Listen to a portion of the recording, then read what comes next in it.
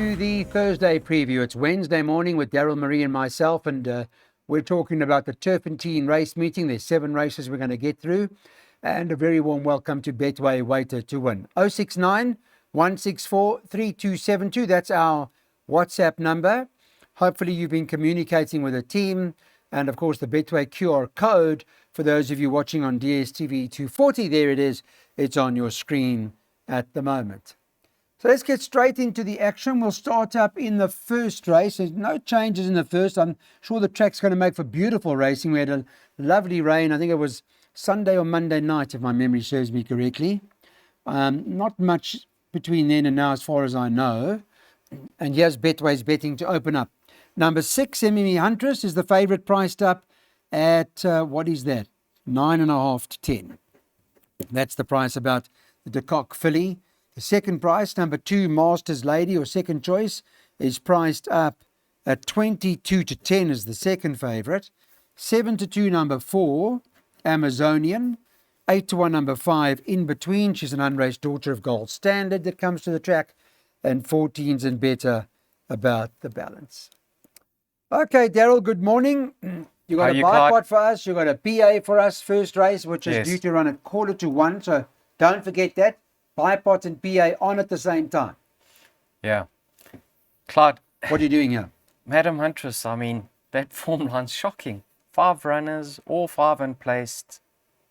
Listen, she's having her second start and it's not a strong field whatsoever. So I'll give her a chance, but you have to be brave taking odds on about her. Yeah, she showed pace. She got tired late. Can improve plenty. But yeah, I'm not backing her. Strictly because of the way the market has been priced up, I'd probably be leaning towards number 2, Masters Lady. Not a fan of her form lines either, but yeah, she's got a bit more experience. Yeah, what price is she in Surebet 2 places? Clyde, number 2, Masters Lady. She's, they haven't got it up yet, but she's 22 to 10 at the moment, upright, Okay. straight up, yeah. Yeah, I'd probably be leaning towards her if I was forced to have a bet in Surebet number 2, Masters Lady, for 2 places. Yeah, Clyde, opening leg of the PA and the bar pot. You going both? Yeah, I'm going both because 2 and 6, huh? yeah, let's just survive. All right, let's put them up. Thanks, Daryl. We got it. Bipod 2 and 6 by Banker 1, by 2 and 8, by 5 and 7, by 1 and 5, by Banker 9. Daryl's bankering to Janus, and right at the back is bankering that horse number 9 on the card. A horse called Soho Heartthrob in the Bipod. PAs, I'd imagine we're bankering the same. Yeah. About at the back of the PA, we're putting in the 1, 2 and the 3 right at the back. We're including Clarkson, we're including Khalida, and we're including number 3, Michael Faraday again. That PA will cost 48 Rand. Okay, this is a maiden plate. Welcome, everybody. It's racing today. Maiden plate over 1,000 meters. And it runs at 20 past 1, the second race. It is the start of the pick 6. So be sure to get your pick 6 on. There's an odds-on favourite. Perhaps it's our banker, Trajanus, today, number 1 on the card. Betway priced him up at 6 to 10, is he? No, sorry, 4 to 10. He's 4 to 10 to win the second race. 5, Hammer Blow, second favourite at 9 to 2. Number 6, Legal Flame, is 8 to 1. 10 to 1, the 9, Aquarius. She's a daughter of Rafif, a first-timer. So that natural rule will apply in the pick 6 here. And then number 2, Seed Seekers, 12s, and then get 14 to 1 and better the balance. We're bankering this today? I am. I have to. You have to, eh? Claude, that was a cracking effort. I First thought run so. is gelding. He improved substantially as a gelding. Yes, he did. And on that occasion, he showed so much pace, and Miami Mountain just got the better of him in the latter stages. Yeah. You know, we know what Miami Mountain's gone on to do, Claude. He beat a very, very competitive field in that graduation plate. Charming Cheetah, Zalatoris, Aristotle, all of them rated 100 and above. The stables coming to form in a big way, Clyde. I mean, they thought they beat Miami Mountain last time. I mean, they fired it, eh? They fired this horse last time. So they were disappointed that they actually never beat Mighty Mountain, to be honest. So track and trip's going to be ideal. I know it's his first run around the bend, but I don't think that should pose an issue. Hammer Blow, yeah, nice enough debut. reported to have respiratory noises. I see the tongue tie gets fitted. He didn't have Legal Flame too far behind him. He ran no sort of race next time round. And then have a look at number 2, Seed Seeker for trifectas and quartets. Mr. Khan's actually always rated this horse, and he's now being gelded. So I think he could fill a minor position over here. But Clyde, we have to be with Trajanus, but just based on what Miami Mountain All right. went and did in his next start. You got close. You got within 3/4 of a length of him. We're bankering the one in our pick 6. In the second leg, we're putting both Arizona Magic and 1-2 Buckle My Shoe. I don't know why you're not bankering 1-2 Buckle My Shoe, but I'll find out in a minute from you why not. But okay. Then 5 and 7, then 1, 9, 5, 6, 7, then banker the 9 later on. That also in the 6th race. Daryl's bankering Soho Heartthrob today or Thursday, and Field at the back. So if we are running, we're hoping for a big surprise. It's 160 Rand pick 6 per. Third race on the card, welcome back. Jackpots, let's get them on. Race 3 is a maiden plate. It's over 1,600 meters. And in terms of the markets, number 8 on the card is 1-2 Buckle My Shoe. It's 5 to 10. That's the price about her to win the third. 2 Arizona Magics, 11 to 2 second favorite. 3 War Summit, 6 to 1. Number 6 on the card, Gavius Maximus, is 15 to 2, and 10s and better the others. She was very unlucky, 1-2 Buckle My Shoe, not to have won first time. She was running around a bit at the end, or whatever the case may be, and I think she missed the break as well. So she was very green. I would imagine she's come on in leaps and bounds from that. And we heard before the race that she's a lovely horse. Yeah, the word was out that she's highly regarded, Clyde. She did have excuses. She didn't get a clean break. It was the inside track. She got into the race very late. Coming into the straight, she was all alone towards the inside. And when she found a bit of company, she was doing her best work late. That was over 14.50. She now steps up to a mile. She gets that 6 allowance because she is a filly, so she's set to carry 55. Yeah, Clyde, I'll give her a strong winning chance. You know, she's extremely well related. Half sister to Shoemaker, Amala, and a full sister to Zapatilis, Amala, 1800 meter horse. So I think the step up in trip is certainly going to be in her favor. I just don't think the inside track is where we're going to see her best at. And if she does come out sluggishly once again, she's going to be on the back foot, Clyde. I hope she's learnt a lot from that effort, and I hope she's here to set the record straight. I expect her to win. But I don't think it's as clear-cut as what the betting suggests. Number 2, Arizona Magic. Clyde, if you watch his second start, you'll see he flew out the gates. He was basically alongside the winner, African Pride, who's lightning quick. And then he lost his way up, I don't know, in the middle parts of the race. He stayed on towards the end. Now on debut, Clyde, he ran just behind a horse called Miami Mountain. So what's wrong with that form line? Are you unhappy with that form line? No, nothing wrong at all. And he was running on strongly on that occasion. Yeah. I looked at his dam, Clyde, Arizona Sunset. She won 2 races over 1,600 and 3 races over 1,950. So on the dam side, there's a lot of stamina.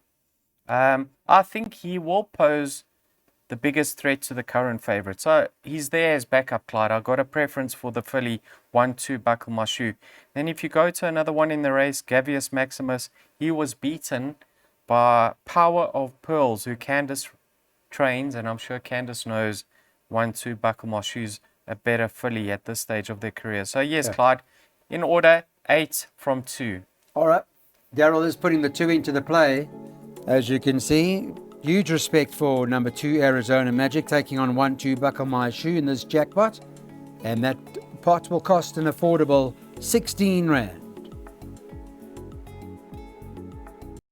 Okay, welcome back. Race number 4 on the card is a handicap, and it is at the 74 level. It's over 1,200 meters. I don't have changes barring the one scratching, and that's number 4 on the run. That's not running here, so it will leave you with a field of 7 runners. Let's get the Betway market up and running for us and see what the latest is on this Wednesday morning.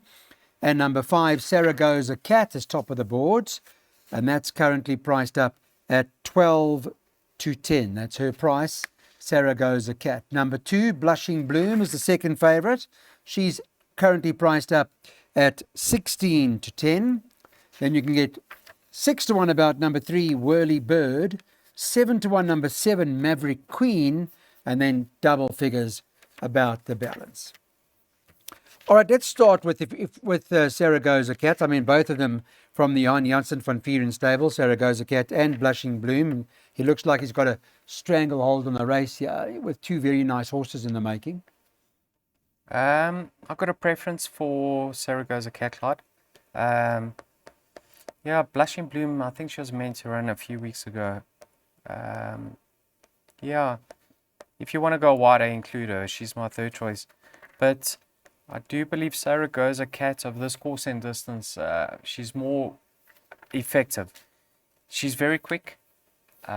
We saw on debut, Clyde, there was some support for her.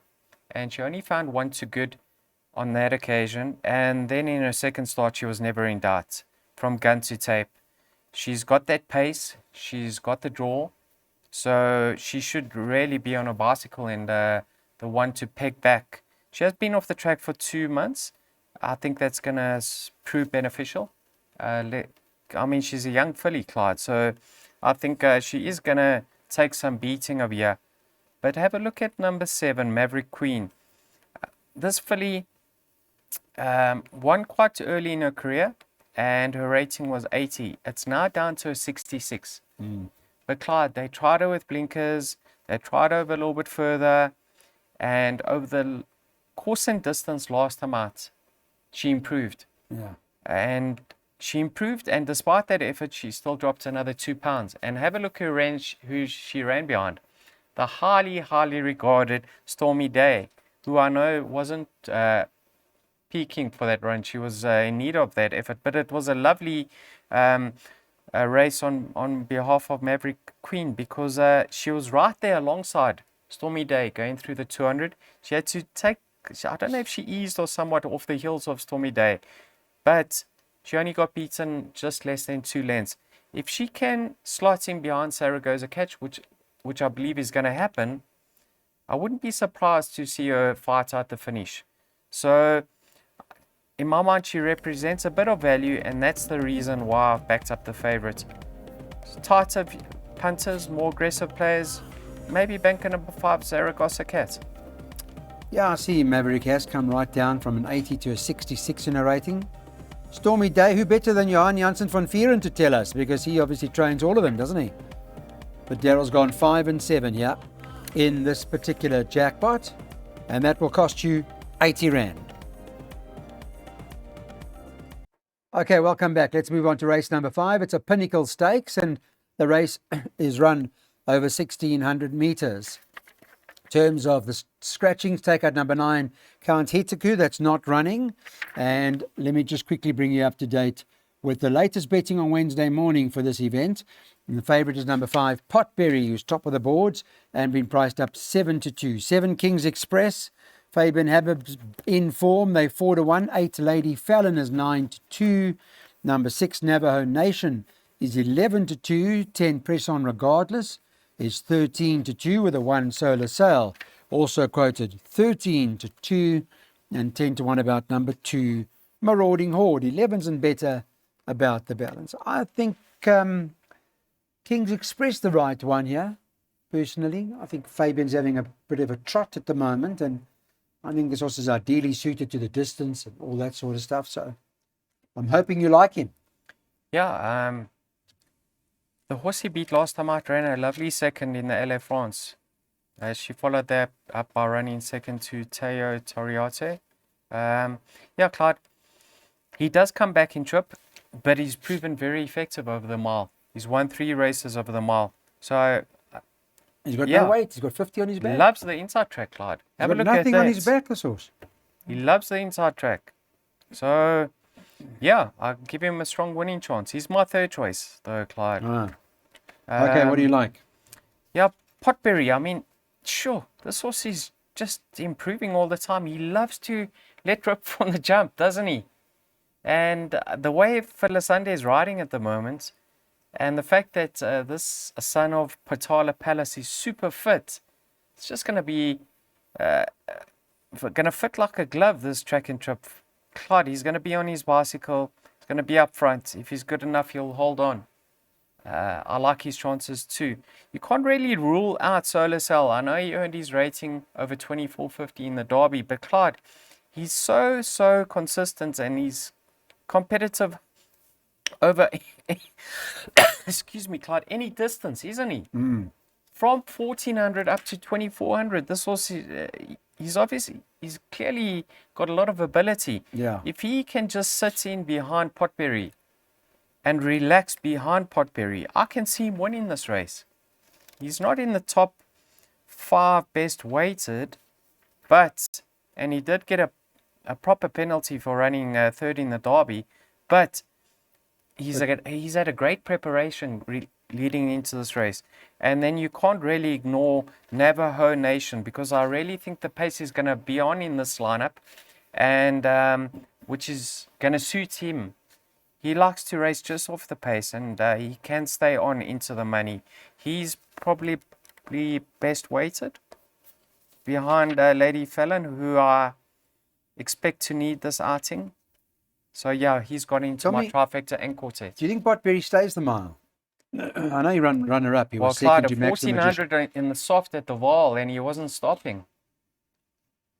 That's the only thing that worries me about Potberry is the mile. But anyway, he wasn't stopping. No, he wasn't.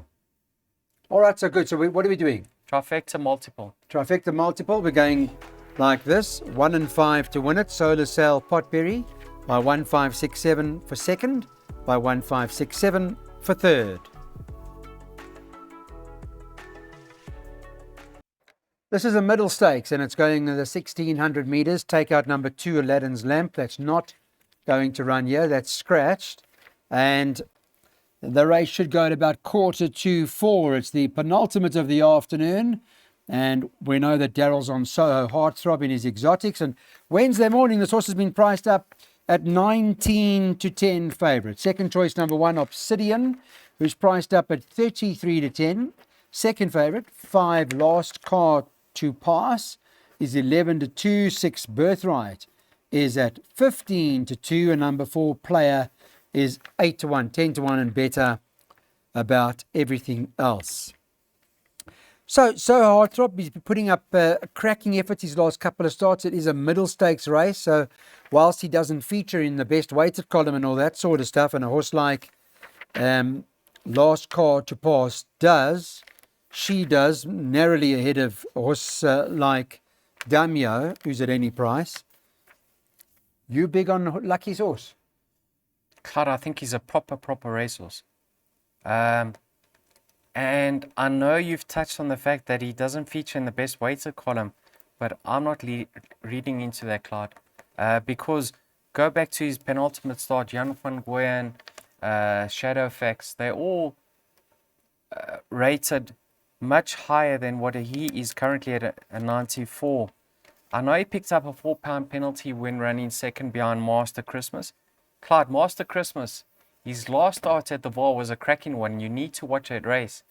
And he's not a turffontein horse. So Master Christmas at the Vaal, I keep saying this, he's a solid line horse. That run behind Jan van Gooyen over 1400. Please watch the replay and please watch the work Soho Heartthrob was doing in the latter stages. It was eye-catching. Now he's been stepped up to a mile.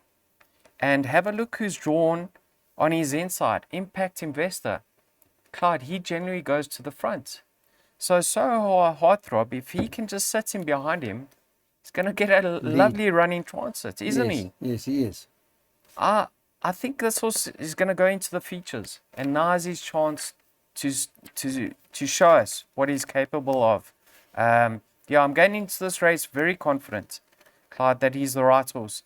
Yes, there are other horses in this race that are competitive off the current mark and should be thereabouts, but really I believe if I think he's capable of much better than what he's shown to date, we have to be in his camp. And you know what? Lucky and Mr. Shaw have had a terrible time of things, Clyde. Dice ran a poor race, their big horse Dice, and there was another filly, Chantilly Dream, I think it was, that pulled up. Yeah, they've had about 15 runners. They haven't featured, but I'm sure things will turn for Lucky. Well, this is his the chance, one. eh? This is your horse. Yeah. Right. So Heartthrob is our play of the day. This is a handicap at the 66 level. It's over the 1450 meters. It's our last race at Turffontein on Thursday afternoon. Should run at about 20 past 4. 069 164 3272 is our WhatsApp number. Hopefully you've engaged with us already, and the Betway app. There is the QR code, takes you straight into the Betway website, so you can go and have a little bit of fun.